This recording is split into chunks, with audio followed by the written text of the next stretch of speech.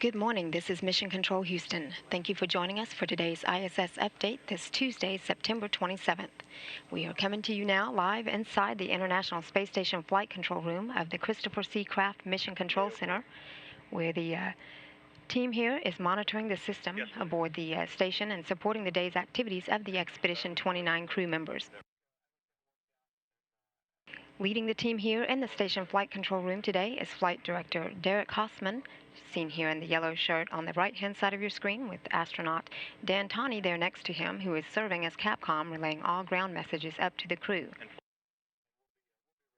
Aboard the orbiting complex, Station Commander Mike Fossum and Flight Engineers Satoshi Furukawa and Sergei Volkov are in their second week aboard the orbiting complex as the Expedition 29 crew and 16th week in space. Commander Fossum, Volkov, and Furukawa had launched to the orbiting complex aboard their Soyuz spacecraft as the Expedition 28 crew this summer on June 7th. They then docked to the Rassvet module of the space station 2 days after their launch on June 9th. Today, they will complete their 112th consecutive day in space with a little less than 2 months left before they return to Earth on November 22nd.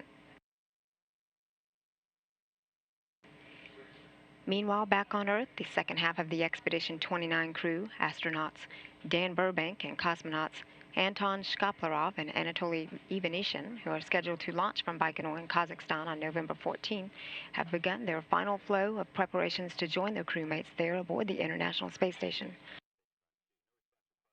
The trio will join the crew aboard station on November 16 and will make up the full crew of Expedition 29.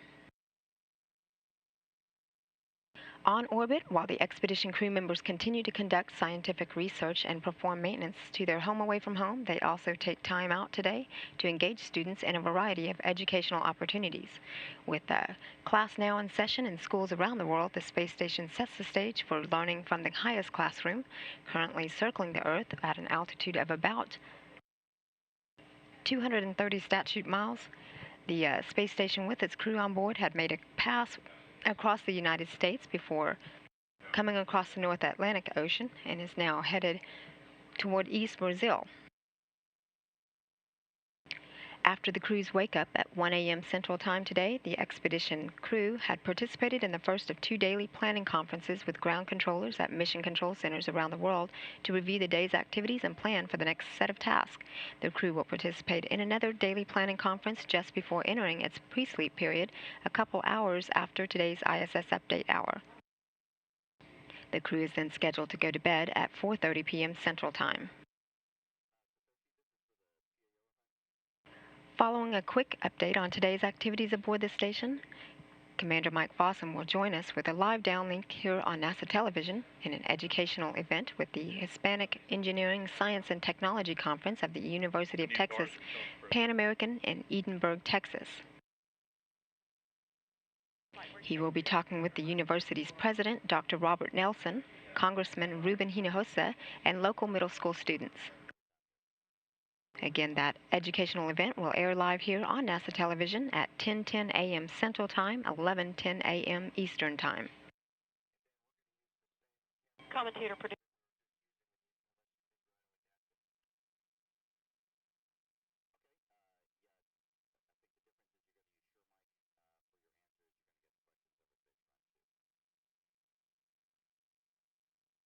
After this morning's educational event, Fossum will record a water analysis data from the onboard total organic carbon analyzer.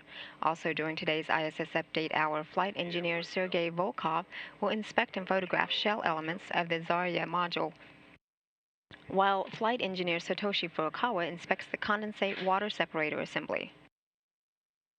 Afterward, Furukawa will begin his daily exercise using the advanced resistive exercise device that simulates weightlifting here on Earth.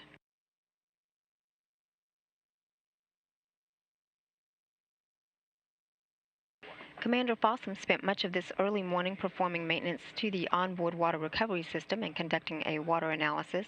This coming after he had replaced a faulty fluids control and pump assembly last week to get the system that converts urine to drinking water back online. He also recorded a video podcast on the importance of cardiovascular health and, together with Furukawa, an educational demonstration on gyroscopes for later downlink. Earlier, Furukawa had set up the Legos Bricks educational study that involves a series of toy Lego kits that are assembled on orbit and used to demonstrate scientific concepts to students. Meanwhile, Volkov had cleaned the ventilation grills and screens on interior panels of the Zarya module. He also captured oceanic photos and video as the station made a pass across the southeastern Pacific as part of an ocean observation study and tended to the Russian plants experiment that researches the growth of wheat plants in microgravity. Volkov then performed an oxygen repress from the docked Progress resupply ship. Later today, essential physical exercise will dominate the last few hours of the crew's day as each crew member will have performed their daily 2-hour exercise regimen. The onboard gym is equipped with a treadmill that provides a cardio workout, a stationary bicycle that provides both cardio and resistance, and the advanced resistive exercise device that simulates weightlifting here on Earth, providing critical strength training to prevent bone loss in the absence of gravity. After a run on the treadmill, Commander Fossum will inspect the isolator on the station's bicycle equipment. He will then swap out the second camera battery of the ongoing binary colloidal alloy experiment.